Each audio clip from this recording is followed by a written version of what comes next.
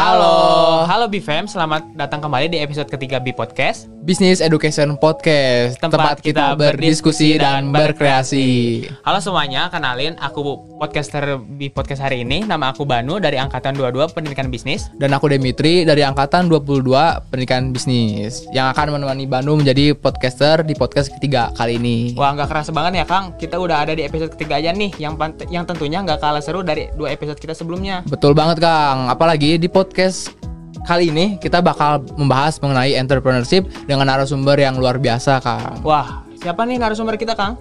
Siapa nih Kang? Aku juga gak tahu nih. Nah, pada hari ini kita langsung kedatangan founder dari Samasta Film, yaitu ada Kang Riyandi Zulfikar, yaitu produser dan sutradara yang sudah memiliki pengalaman lebih dari 6 tahun di industri kreatif.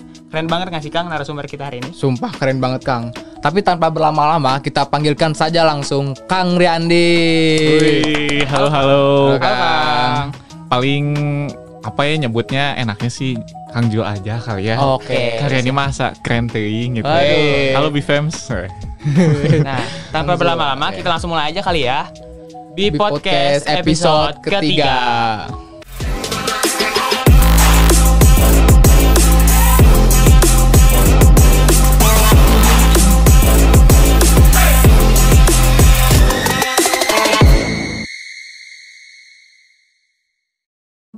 Nah, di episode ketiga kita kali ini, kita akan berbincang mengenai kewirausahaan, terutama mengenai bagaimana perjalanan Kang Riyandi ini merintis usahanya sampai menjadi bisnis yang sukses seperti sekarang. Nah, betul. Selain itu juga kita di sini bakal membahas mengenai cara memulai bisnis, terus cara berwirausaha, terus ada tantangan di dalam bisnis dan cara mengelola si tantangan itu biar keatasi sih masalahnya itu tuh, gitu loh. Bener gak Kang? Benar. Nah, mungkin untuk sekarang bagaimana sih Kang awal mula berdirinya Samasta Film ini, atas dasar dorongan apa sih Kang? Dorongan. Jadi apa ya Samasta tuh awalnya sih coba-coba. Takutnya keenakan. Aduh. Jadi awalnya tahun 2012 2013 tuh dari SMA juga udah nyobain jadi videographer gitu. Jadi ketika misalkan ada acara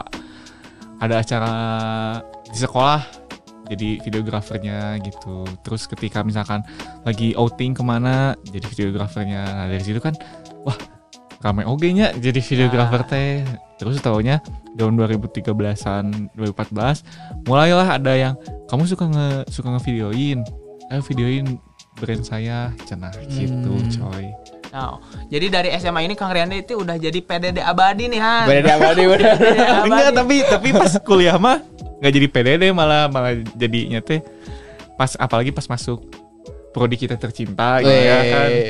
Biasa jadi seringnya saya tuh kebanyakan jadi divisi acara gitu. Bahkan sempat jadi manajer departemen bisnis juga gitu. Waduh. Departemen bisnis. Sama dong Kak. Bisnis oke. Ya gitu. Jadi sebenarnya nggak PDD malah apa ya itu awalnya coba-coba hobi terus jadi videographer. Wedding, ketika teman ada yang nikah, nge-shoot, ngevideoin, terus kepikiran lah kayaknya kita bikin video iklan aja deh gitu. Ketemulah partner ada namanya Regi, anak manajemen. Gitu. Nah, mungkin tantangan terbesar apa sih Kang yang akan jalani gitu selama Akang membesarkan usaha Akang gitu? Tantangan apa ya selama hidup adalah tantangan kayaknya. Sebenarnya tantangan mah kalau dianggap tantangan biasa aja sih kalau saya mah, cuman ya banyak keseruan kayak misalkan ketika si klien pengen konsep yang A misalkan, tapi saya tuh belum paham si konsep itu, otomatis mulai mempelajari gimana sih. Tapi itu salahnya karena waktu dulu saya tuh belum punya apa sih namanya teh branding yang kuat gitu, belum punya si saya teh videonya kayak gimana sih si saya teh. Jadi orang-orang lain tuh gak nyari saya tuh cuma sebagai videographer, bukan si Jul yang bisa video kayak gini. Nah waktu dulu kan belum kebentuk kayak gitu. Pas udah ada Samasta, orang-orang alhamdulillah udah pada tahu Samasta mah bikin videonya stylenya kayak gini. Otomatis orang-orang yang pengen stylenya kayak gini nyari ke Samasta. Mungkin itu tips buat teman-teman juga nih yang mau bisnis. Ketika kita punya bisnis, kita tuh harus punya pakem kitanya dulu kayak gimana. Misalkan kita mah stylenya kayak gini, pasarnya yang kayak gini gitu. Otomatis ketika ada orang lain yang mau nemuin kita tuh udah tahu kita tuh siapa gitu. Jangan sampai kita juga jadi kayak dipermainkan lah gitu.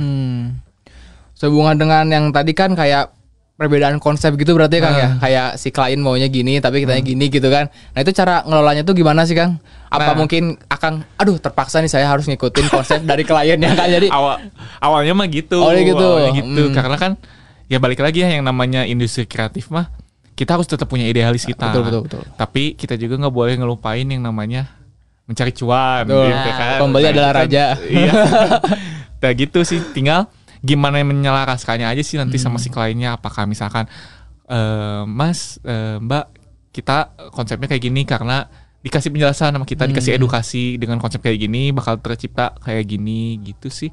Cuman ya alhamdulillah sih sekarang mah udah mulai kliennya udah tahu ketika stylenya si Samasta kayak gini, ya si klien ya udah gitu. Berarti saya pengennya yang kayak gini. Kayak anggap kita musisi pop, ketika ada brand pengen bikin lagu ke kita kan berarti tahu ya style kita pop gitu kan. Nggak mungkin bikin rock gitu kan. Gitu. Jadi makin kesini itu makin si konsumen yang nyesuaiin. Betul. Gitu kan. Jadi makin ke filter ya. Nah, saling menyesuaikan aja sih. Iya. Cuman ya kita juga lebih adaptif lah. Karena kan tren media sosial, tren yang ada di dunia sekarang kan cepet pisannya bergeraknya tiba-tiba.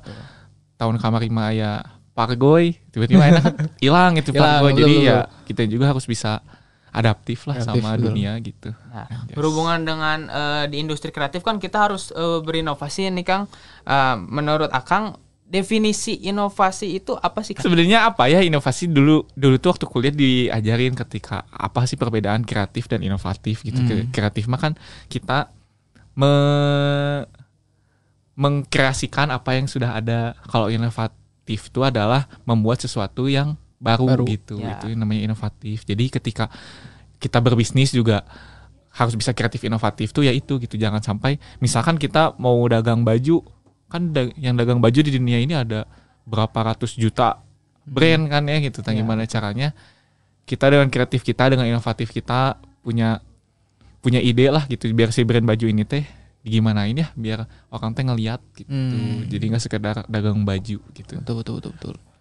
Gitu coy. Nah, mungkin siapa sih Kang? Pengen tahu nih, kita kepo nih kita. Siapa sih inspirasi Akang gitu? Inspirasi. Ya. Inspirator atau aktor yang apa ya? Ya seseorang yang bener jadi inspirasi gitu. Inspirasi detailnya sih paling ya sutradara yang ada di Indonesia, kayak misalkan Joko Anwar, Angga Sasongko. Ya. Aku juga belajar dari Angga Sasongko tuh ketika ngebangun Visinema. Kan si bisnisnya bagus banget gitu. Belajar dari Joko Anwar adalah ketika idealisnya Joko Anwar tuh bagus banget ketika tiap bikin film. Dari situ sih jadi penggabungan antara si Joko Anwar dari sisi idealisnya dan Angga Sasongko dari sisi bisnisnya gitu sih. Tapi berhubungan dengan film, Akang udah pernah buat film belum? Alhamdulillah. Oh udah. Alhamdulillah. Apa nih? Udah jadi, tayang di mana nih kalau boleh tahu deh? Sama saya juga suka nerima orderan bikin film pendek, series gitu. Jadi kemarin sih sempet sama Yamaha bikin film pendek. Yamaha.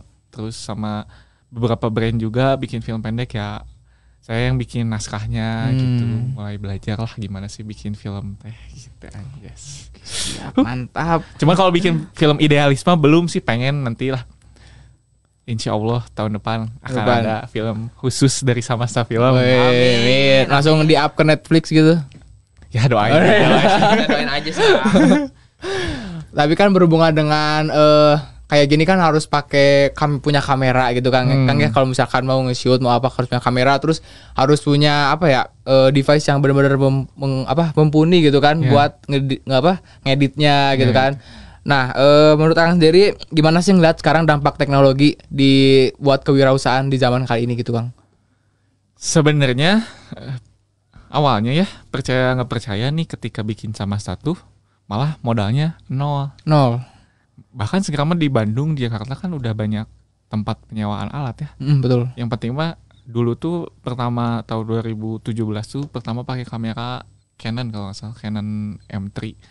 Itu tuh ya masih biasa aja lah ya standar. Tapi kan ketika kita sering coba, kita sering ngelakuin, jadi tahu si path-nya, si jalurnya kita teh gimana sih, kayak misalkan oh harusnya ditingkatin lagi nih sisi ininya, oh ditingkatin lagi naikin kamera, termasuk ke teknologi kayak HP aja keluar setahun sekali kan, terus kamera juga setahun keluar berapa kali. Nah ya itu yang penting kita punya standar dulu nih. Standar kita tuh gimana awalnya, misalkan di film, di iklan yang Samasta bikin, si frame rate-nya harus berapa bit, si kualitas sensornya harus yang kayak gimana minimalnya. Jadi ketika misalkan ada teknologi baru ya kita tinggal nyesuain, tapi nggak ngurangin kualitas dari si gambarnya gitu.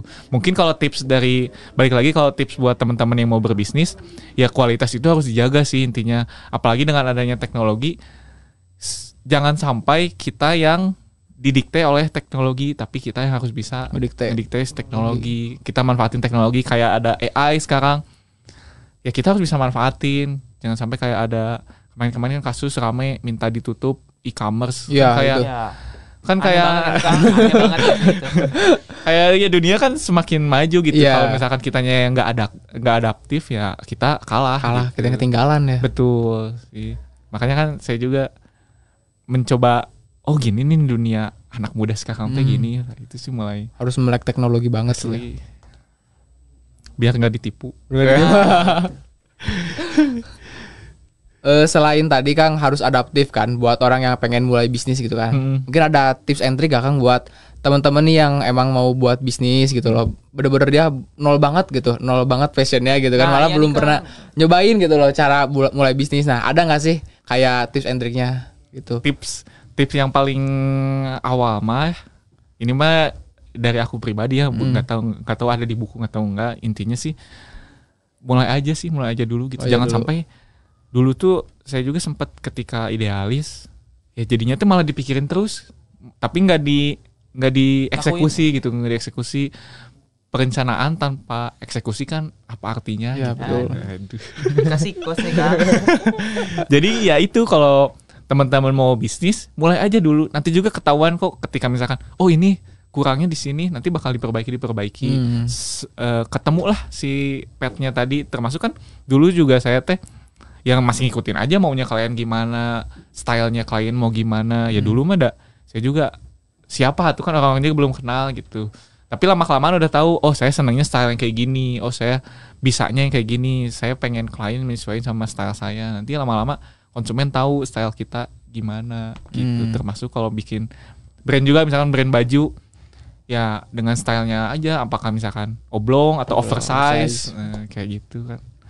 Emang harus ada perbedaan berarti ya. Iya kayak itu. Kan kata Panji juga, sedikit lebih beda lebih baik daripada sedikit lebih baik. Betul. Kelas banget, mahal. Daging. Daging. Nah kan banyak juga nih Kang teman-teman di luar sana, termasuk saya sendiri nih yang bingung mau mulai usaha tapi takut gitu karena udah ketinggalannya jauh, jadi bingung mau mulai startnya tuh dari mana sih gitu. Balik lagi, startnya ya mulai aja dulu. Kalau kata saya mah kayak dulu sempet ngerasa di fase teman-teman tuh udah pada punya bisnis, teman-teman udah punya penghasilan gitu, kayak kepikiran saya jadi naonnya engke gitu. Tapi ya kalau cuma dipikirin mah ada gimana tuh ya gitu. Cuman dapat tips, intinya kalau mau mulai bisnis ya yang penting mah kita udah punya dulu nih marketnya, pasarnya, jualan aja dulu, nanti lama-lama ketahuan kok gimana kedepannya gitu maksudnya. Daripada kita mikirin dulu nih sistemnya gimana, mikirin flow si harusnya idealnya gini, tapi nggak jalan-jalan kan. Nanti ketika misalkan baru jalan, ketika kan yang namanya mulai bisnis tuh pasti banyak gitunya, pasti naik turun. Kalau kita udah mikirin idealnya, ketika misalkan posisi bisnis kita lagi di bawah, nanti tuh suka kadang udahlah gitu. Jadi kayak karena ini mah nggak ideal sama kita, jadinya nggak kebentuk gitu si mental kita teh. Makanya tipsnya ya mulai aja dulu, karena mental itu sih bakal kebentuk ketika udah mulai kebentuk mental kuat kita gitu. Nah, berhubungan soal mental, aku mau tanya Mental nih health. Kang. Aku mau tanya nih, ada nggak sih Akang pernah ngerasain kayak ada di posisi titik terendah sama nggak tahu mau mau ngelanjutin bisnis ini tuh mau kemana gitu, dan titik baliknya itu gimana sih Kang? Ini kayak apa sih? Kalau usia 20-an tuh disebutnya quarter life crisis. Nah, itu. Udah macam-macam aja.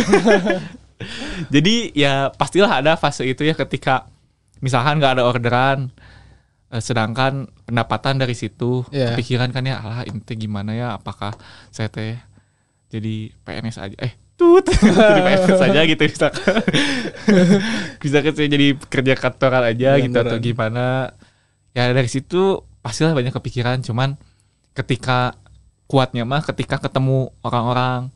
Kadang kita tuh ngerasa saya mah masih gini, saya mah kecil, tapi ketika kita silaturahmi sama orang lain, nanyain orang-orang teh, apalagi yang tahu awalnya kita gimana, perjalanan kita dari mana, si orang-orang terdekat kita teh suka ngomong, "Ju, mana teh udah jauh gitu, kasarnya mah udah jauh, masa mau nyerah gitu aja." Siapa tahu kan si finishnya teh salengkah deui kasarnya gitu. Kalau di bukunya Atomic Habit, tahu nggak sih? Ada dulu saya suka memperhatikan tukang batu yang mau mecahin batunya. Dia tuh dari pukulan 1 sampai ke 100 si batunya teh ya gitu-gitu aja gitu kan. Kayak ngapain coba si batunya teh gitu-gitu aja, kayak ya tetap aja gak berubah bentuk. Tapi di pukulan ke 101 batu itu teh terbelah. Tapi kan yang bikin batu itu terbelah bukan pukulan ke 100 kan, tapi dari pukulan 1 sampai ke 100 itu yang bikin ngebelah. Jadi proses eta coy. Mahal. So iya banget hari ini ya Kang. Apalagi ya. Sebenarnya pengen banyak banget nih, kayak kan kalau di Samasta Film itu pasti punya kru ya. Ya. Ada kru. Nah, kalau boleh tahu ada berapa orang sih Kang? Kayak ada bagian desainnya kah, ada bagian kameramennya kah? Mau ngelamar ya kamu ya? Waduh, kali aja ada info loker gitu kan. Di belakang aja Kang. Jadi kalau sama Statu sebenarnya tim intinya itu cuma ada tiga. Yang ngurusin sisi bisnis yaitu saya. Terus ada yang ngurusin sisi kreatif, sama sisi marketing, sama sisi risetnya gitu. Jadi gimana sih perkembangan dunia ini gitu. Nah, untuk kru-kru ketika ada syutingan mah ya kita hiring freelancer gitu. Karena kan di Bandung tuh banyak banget freelancer. Betul. Di UPI juga sekarang kan udah ada jurusan film, di ISBI gitu. Kita suka rekrut gitu, kayak ayo open hiring gitu. Seru lah pokoknya mah. Keunggulannya kenapa? Apalagi kita nih di jurusan bisnis, gimana caranya biar kita tuh bisa mengelola si bisnis gitu. Jadi misalkan saya nih videografer awalnya, jangan sampai, ya nggak apa-apa sih sebenarnya kalau mau jadi videografer terus juga. Cuma kan kita udah dibekali ilmu ya di dunia bisnis, kenapa enggak sih kita jadi posisi di bisnis nih, ngurusin bisnis. Misalkan kalian juga mau bikin PH foto atau video, mindsetnya dirubah ketika gimana caranya orderan banyak tapi semua dapat gitu. Otomatis kan kepikirnya berarti orang harus bisa manajemennya nih.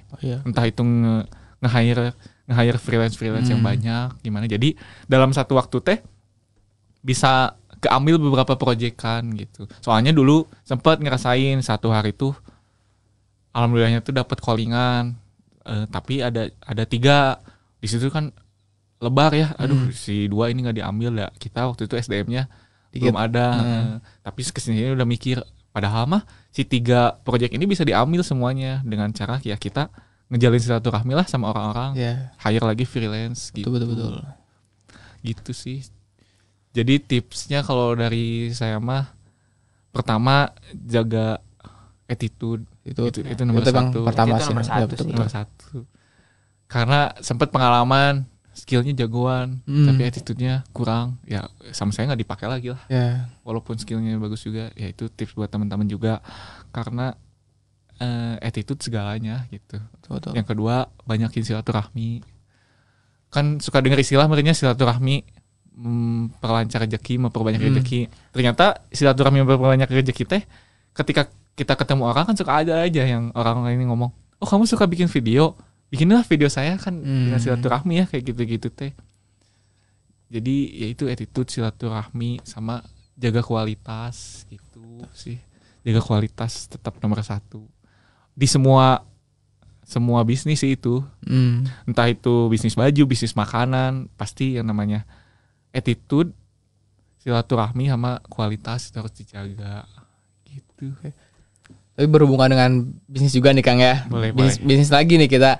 Nah, kan ada marketing gitu kan. Kalau misalkan untuk produk makanan, produk baju itu kan pasti marketingnya bisa lewat Shopee, Tokopedia gitu kan. Tapi kalau buat film gini Jasa gimana? Jasa kan? Jasa gimana gitu loh Kang. Pertanyaan bagus kamu ya.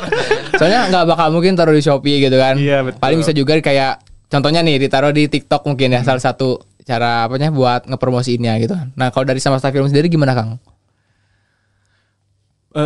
Jadi Samasta tuh sampai sekarang tuh belum pernah bikin ads. Belum pernah bikin ads di Instagram, di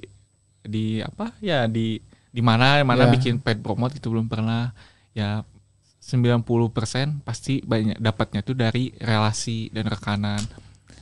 Jadi ketika misalkan saya lagi ngerjain satu project, nanti teh si yang udah dipegang itu teh ngerekomendasi lagi ke orang lain, lain. Makanya itu tetap harus dijaga attitude, silaturahmi sama kualitas, karena kerasa lah itu teh sama ya di industri jasa ya. Anggap jasanya yang lain, misalkan kayak tukang cukur deh, kan jasa. Coba kan mereka nggak ads nggak apa ya. Kalau yang zaman dulu gitu, cuman taunya si tukang cukur itu bagus apa dari mulut ke mulut kan, dari rekomendasi orang lain, dari attitude-nya si tukang cukur itu gitu, dari kualitasnya gitu. Jadi berarti kalau dari Samasta Film ini emang dari kayak mulut ke mulut gitu ya kalau ngasih tahu si jasanya ini. Betul, cuman insya Allah sih tahun depan mah udah mulai ke Jakarta tuh bakal, jadi insya Allah rencana udah di spoilerin gak apa-apa.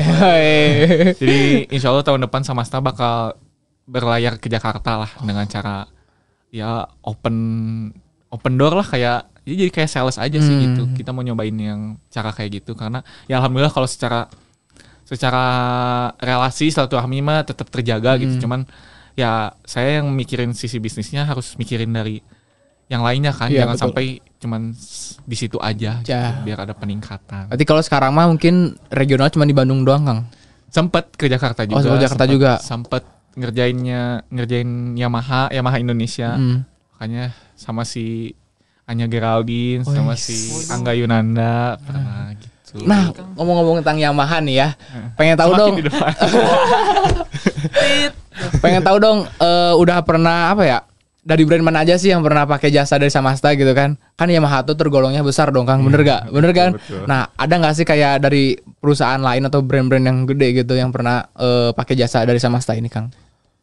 Yamaha, video klipnya Project Pop tahu nggak? Project Pop tahu. Boleh nyanyiin dulu Kang? Sama Eiger ya. Siapa sih yang nggak tahu Eiger? Siapa yang tahu Eiger ya? Terus apalagi ya? Banyak jadi terlalu banyak. Bank Mandiri Syariah dulu sebelum ada BSI. Kan ada BRI Syariah, BNI Syariah. Nah, pernah megang Mandiri Syariah, pernah. Terus apalagi ya? Kalau yang di Bandung Raw Type Riot itu udah jadi rekanan kita juga. Terus Dutch Folk mungkin kalau tahu, ada Sneak On. Yamaha Jabar kalau di Jabar. Jadi Yamaha Indonesia. Nah, waktu itu juga awalnya kan di Yamaha Jabar aja ya mainnya. Karena mungkin ya alhamdulillah Yamaha Jabar seneng sama kita, Yamaha Jabar ngerekomendasiin ke Yamaha Indonesia. Dia calling lah sama Yamaha Indonesia. Nah, itu pentingnya Kang ya. Asli. Bener-bener kualitas. Misalkan kualitas sama attitude sih. Attitude juga bener. Attitude di atas segalanya. Betul.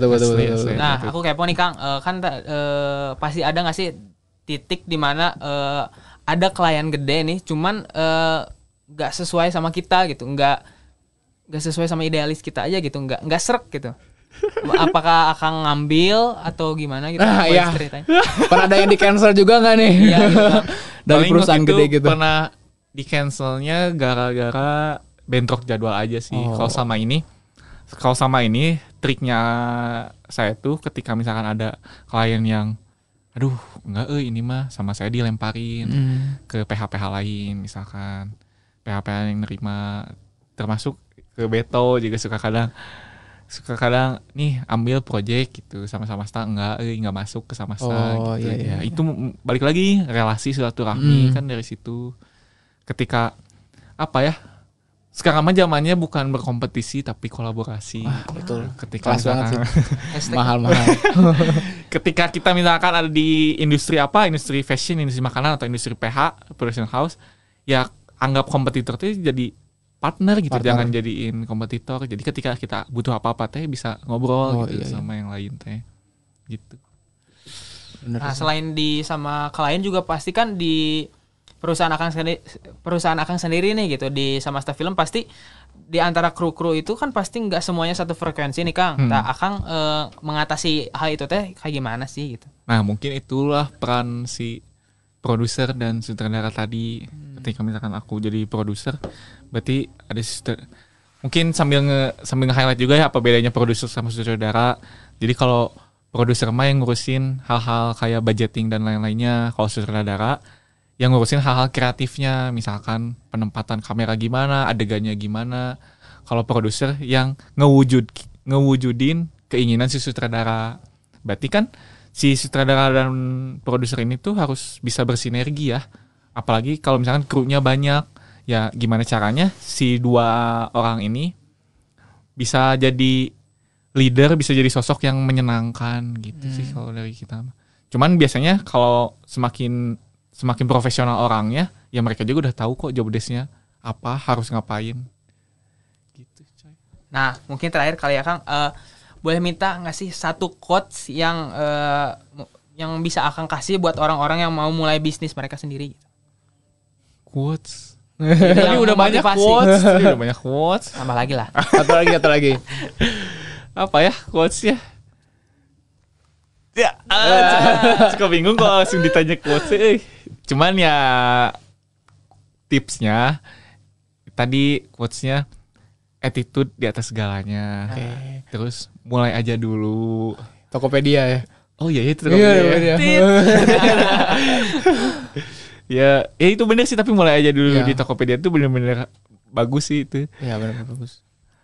Attitude mulai aja dulu, terus jaga silaturahmi, jaga relasi, itu penting sih, berhubungan baik dengan orang lain. Ya itu sebaik-baik manusia dan bermanfaat bagi orang lain. Masya Allah. Oke teman-teman, kayaknya kita udah ada di penghujung acara nih. Sebelumnya kita udah bisa bahas banyak banget nih dari Kang Riyandi juga. Kita bisa ngulik gimana caranya kita mulai bisnis. Betul. Dikasih tips-tips juga nih Kang. Gitu. Dan semoga juga nih teman-teman di luar sana bisa terinspirasi dari narasumber kita kali ini nih. Apalagi emang track recordnya panjang banget ya. Benar-benar kelas banget sih, mahal banget ini. Jangan lupa follow Samasta Film. Nah, Halo guys di sini. Nambahin kerjaan editor. Bener juga buat yang kalau mau bikin iklan gitu kan, bisa ke Samasta Film gitu kan. Ya pasti di sini. Di sini. Biar editor pusing. Kalau mau ada yang ngobrol, teman-teman mau ngobrol apa-apa ya ngobrol aja gitu. Oke, dan semoga narasumber kita hari ini bisa memotivasi teman-teman ya di luar sana. Amin. Dan untuk teman-teman di podcast yang udah mulai berwirausaha, semoga selalu sukses ke depannya, bisa seperti Kang Jul juga. Amin. Kami semua ucapkan terima kasih telah menonton di podcast episode ketiga kali ini. Semoga kalian sehat-sehat selalu dan kita juga sehat-sehat selalu. Jadi jangan lewatkan episode-episode berikutnya di Beat Podcast. Jangan lupa untuk subscribe. Oke. Thank you Kang. Thank you. Dadah teman-teman. Selamat ketemu di podcast selanjutnya.